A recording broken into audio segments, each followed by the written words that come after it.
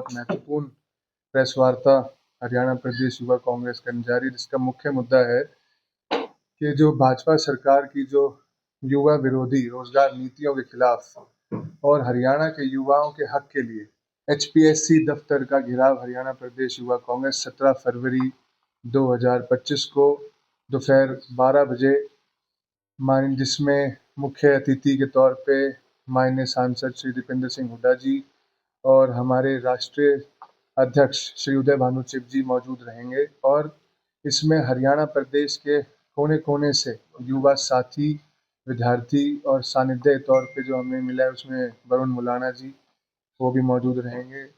हर एक कोने कोने से हरियाणा के युवा साथी पंचकुला की तरफ कूच कर रहे हैं, क्योंकि सरकार ने जिस तरीके से आप देखिए ग्रुप ए और बी में बड़ी संख्या में भारी व्यक्तियों को, भारी लोगों को नौकरी दी है। दूसरा जो 35% का जो क्राइटेरिया है, ये एक बहुत बड़ा कारण है जिसमें बड़ी संख्या में पद खाली छोड़े जा रहे हैं, जिसका मुख्य कारण है कि ये भाजपा सरकार बैकडोर एंट्री देना चाहती है HKRM के माध्यम से अपने लोगों को। तो ये एक साजिश है जिसके तहत खाली सीटें छोड़ी जा रही हैं। और जैसे कि अब हाल ही में आप देखेंगे कि जैसे अभी रिजल्ट आया था कंप्यूटर साइंस का, जिसमें 1711 पद के आवेदन मांगे थे, जिसमें सिर्फ 39 ही सिलेक्ट हो पाए, 1672 पद रिक्त रह गए। ऐसे ही अनेकों जो पद थे वो भी खाली रहे, जैसे आयुर्वेदिक मेडिकल ऑफिसर जिसमें 805 पद थे, 275 सीट खाली रह गई। ऐसे असिस्टेंट प्रोफेसर इंग्लिश जो जिस मेरे कहेंगे प्रोफेसर साहब की वजह से जो 613 पदों में सिर्फ 151 अभ्यर्थी पास हो पाए, 462 पद खाली रहे। इतने कड़ाके की ठंड में आप देखिए जिन विद्यार्थियों के पास हाथ में कलम होनी चाहिए थी, किताब होने चाहिए थी, जिनका स्थान लाइब्रेरी में होना था, आज वो इस कड़ाके की ठंड में सड़कों पर विरोध प्रदर्शन कर रहे हैं। पिछले 1 महीने से बच्चे हम सब के घरों में हैं, उन सब बच्चों का, विद्यार्थियों का भविष्य आज खतरे में है। और इसकी जो एक अलग जगाने का काम इन विद्यार्थियों ने किया है, आज हम इन सभी इंग्लिश प्रोफेसर साहब को, सबको हम इनके ऋणी हैं और इनका हम पूर्ण समर्थन करते हैं, जिसमें हम इन सब को समर्थन के साथ साथ आप देखिए कितने वेल क्वालिफाइड लोग हैं।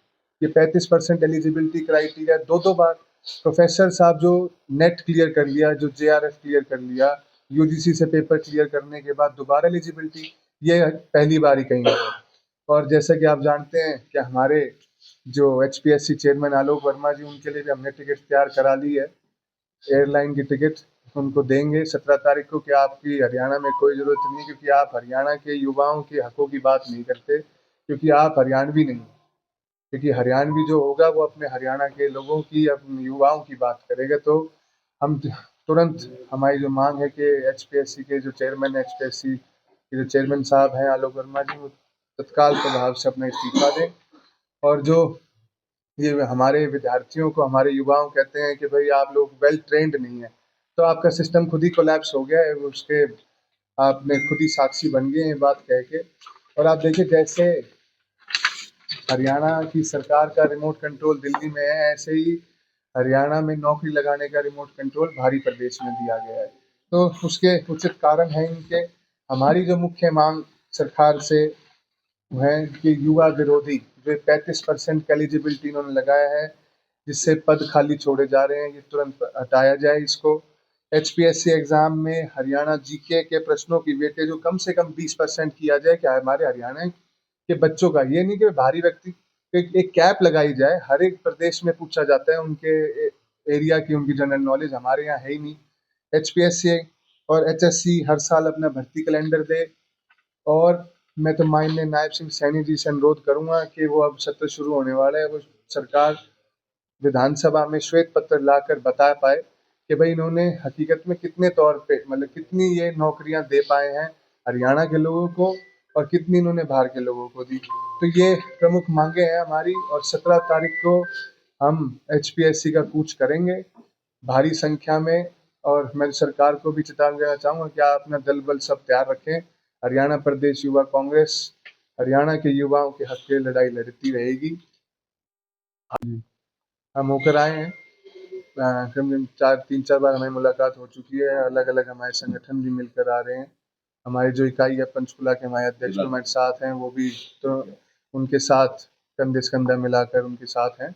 और देखिए वो जो लड़ाई लड़ रहे हैं वो आम जनमानस की लड़ाई है।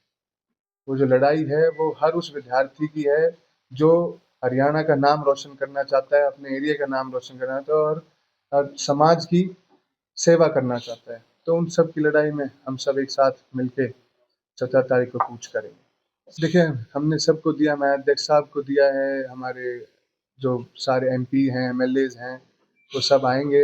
हमने सबको इनवाइट किया है और हमारे प्रमुख तौर पे जितने भी जिला अध्यक्ष साथी हैं हरियाणा प्रदेश के, उन सबको बेसिकली पूरे हरियाणा प्रदेश का प्रोग्राम है।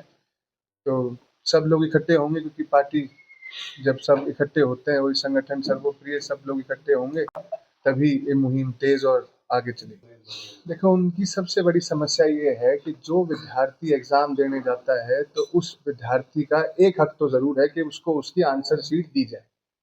उनका मुख्य जो मांग है वो ये कि उनको उनकी आंसर शीट ही नहीं दी जा रही है। आज जन सूचना अधिकार नियम 2005 में हर चीज़ अवेलेबल है।